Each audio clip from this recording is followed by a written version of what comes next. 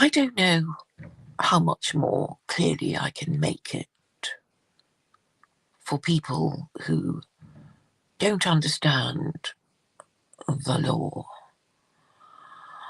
Some people may understand that a verbal contract can have the force of law if the parties do not deny that they made the contract, or that, and they do not deny the terms of the contract, and they want the whole thing litigated. But obviously in modern times nobody thinks of making a contract without putting anything in writing, because then you don't, and the signatures of the party, so there's no question about that. But even then you can have people who want to deny the contract for whatever reason, non-performance,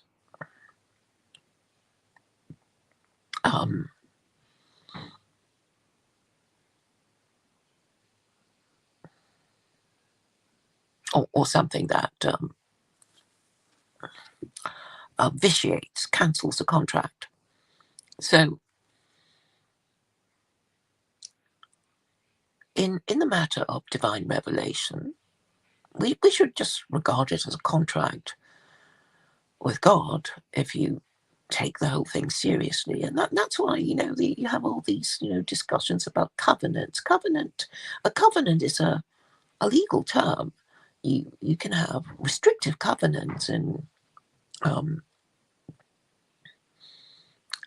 property. You can't use your property for, certain things, or you might be required to, paint your home, every few years, or, paint it a certain color or something like that. So these things are written down, and obviously people thought of it as important enough to write it down so it can be taken seriously, like the Magna Carta. And an interesting thing about the Magna Carta is King John said, yes, it is my signature, yes, I did sign it, but I repudiate it because I was threatened with death if I didn't sign it. And he went running to the Pope and said, look, I had to sign it because if I didn't sign it, the barons would have killed me, and I don't have to do it, do I, Pope? And the Pope said, no, you don't have to do what you said you would. So the Magna Carta is not that big a deal if you think about it. I know the English think, oh, weren't we so clever to think of Magna Carta? But really, yes, I mean, I think everybody gets the idea that if you want some agreement performed, some contract performed, you should get it down in writing and be clear about who the parties are and their names and their signatures, and so there's no argument about whether they signed it or not and whether the signature was forged or not. So if we are intending to accept the bargain that God, if he exists, has made with us, I mean, he's basically saying we have no choice anyway. We never asked to be born, and having been born, we fear death, suffering, and injustice. And he's basically said, well, if you believe in God, you would be able to put up with the suffering and injustice with better grace than if you were atheists and nihilists. And so, and here are my rules, here are my laws, and if you follow them properly, or you follow more of them than you didn't follow them,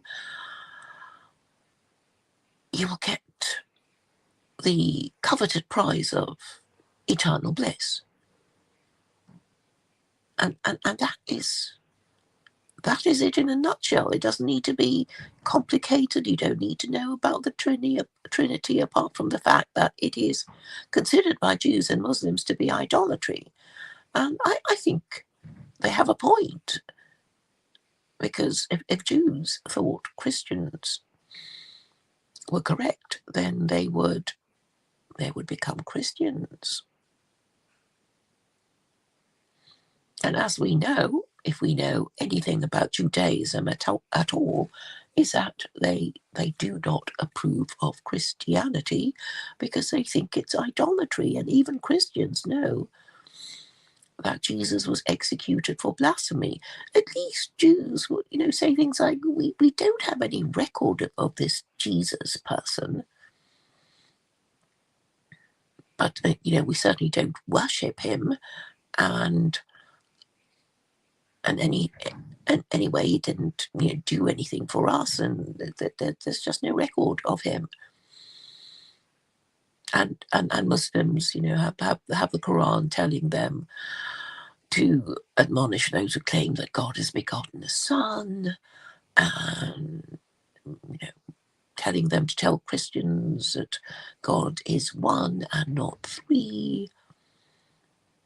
So it's all clearly written down in the Quran, and there is just no way that anyone reading the New Testament and the Quran can even compare the two. But we know Jefferson did, and we know what Jefferson did with this Jefferson Bible, which is to make a point. He made a point, and I'm saying he made an Islamic point. And sadly, all these Islamic scholars in the world who read Arabic and he went in the madrasas, they're just not up to saying what I'm saying, which is that Jefferson was proto-Muslim because he did believe in God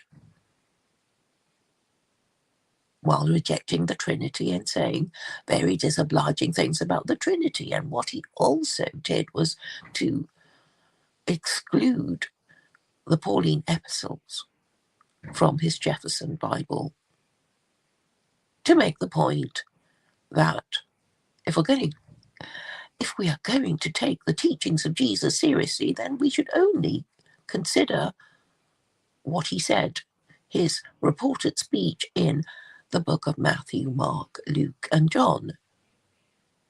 And everything else is promises, predictions.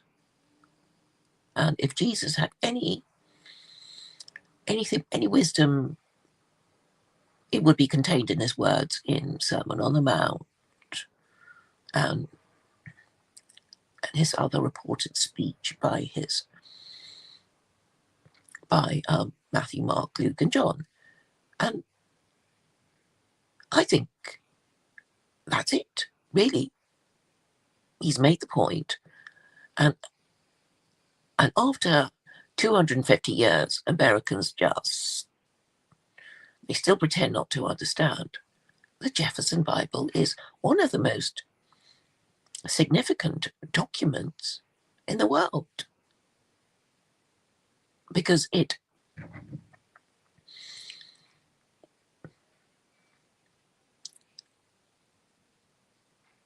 states the religious beliefs of Jefferson and the other founding fathers, who have basically said, we really need to keep Christianity at arm's length, considering all the trauma and the violence and the bloodshed it has caused in the old world after the European Wars of Religion and the war, also known as the Wars of the Reformation. And obviously they didn't want to repeat the whole sad story again in any way in their newfound republic.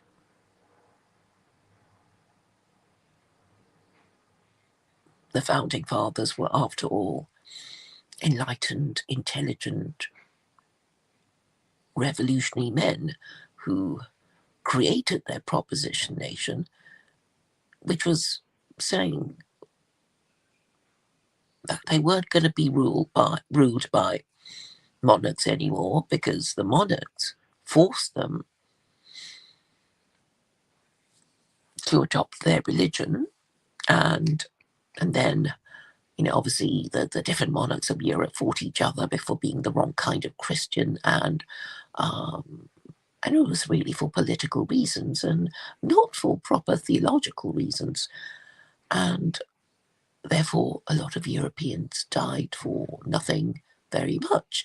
And I would have thought, well, okay, I'm not European, but I feel really sad that no 21st century European even cares about what their ancestors must have gone through, because by remaining Christian and not acknowledging the noble intentions of the founding fathers, they are in fact dismissing the suffering of their ancestors, as well as being willfully ignorant of their own history, in particular the burnt and bloody history of Christianity. And if they do not understand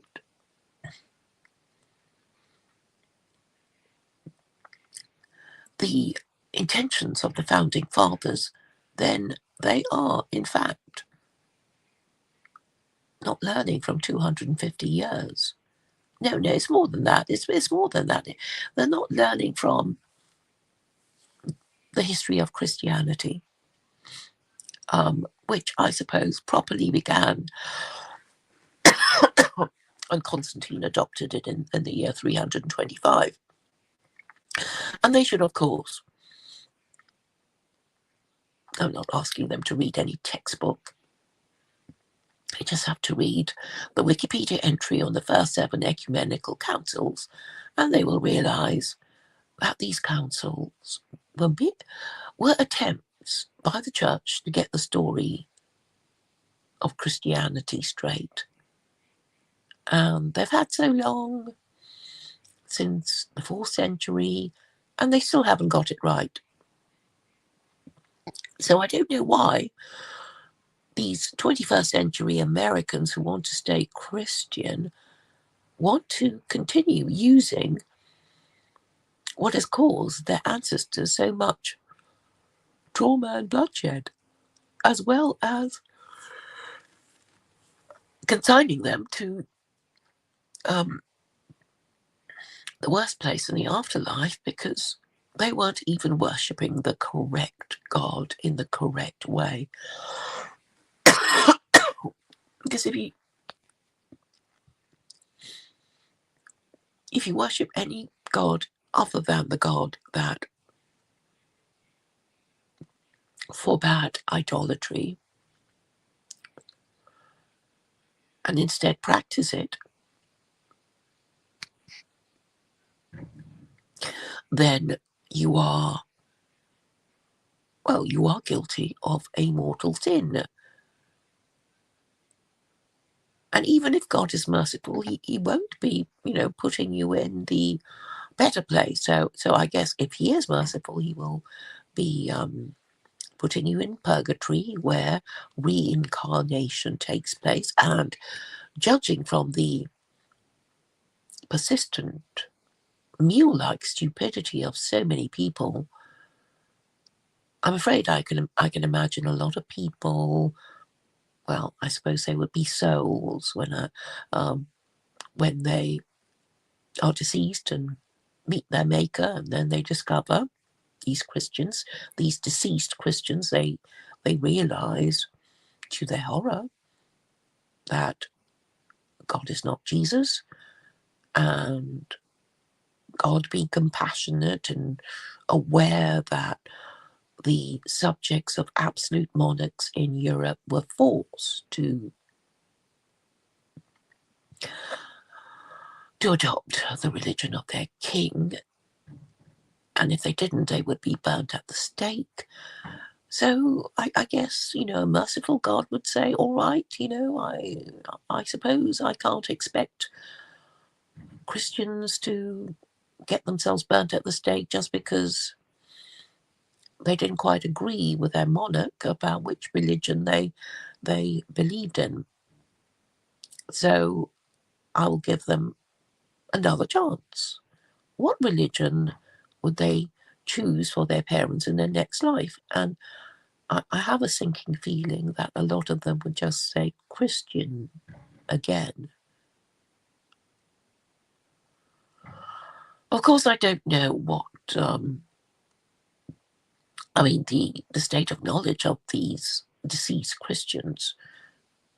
But I'm sure they would be aware of other religions apart from Christianity. They would, of course, have heard of Jews.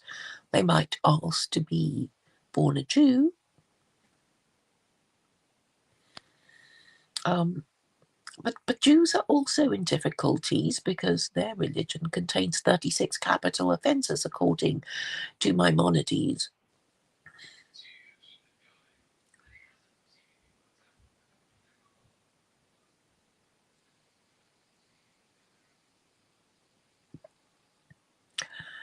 And so they don't have much of an afterlife to look forward to, even if they, they all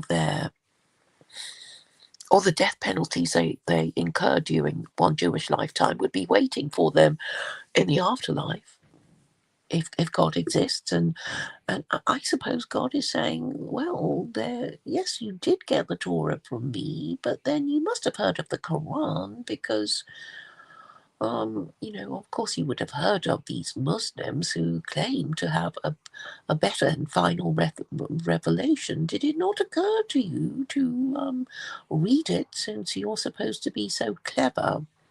And it seems most of them have not. And I have spoken to quite a few Jews, and they are a bit funny about the Quran. They dare not read it. And they also, well, when they do read it, they have to read it, in the right edition with all the, Islamophobic commentary, to make sure that they never form the conclusion that the Quran is a much more sophisticated document than the Torah, and does not contain 36 capital offences, and takes a much more nuanced approach to everything. So even if they didn't want to convert to Islam, they could at least choose Sharia and use their Noahide laws to persuade the Gentile that they might live under Sharia and run their empire under Quranic principles for greater order, progress, and justice.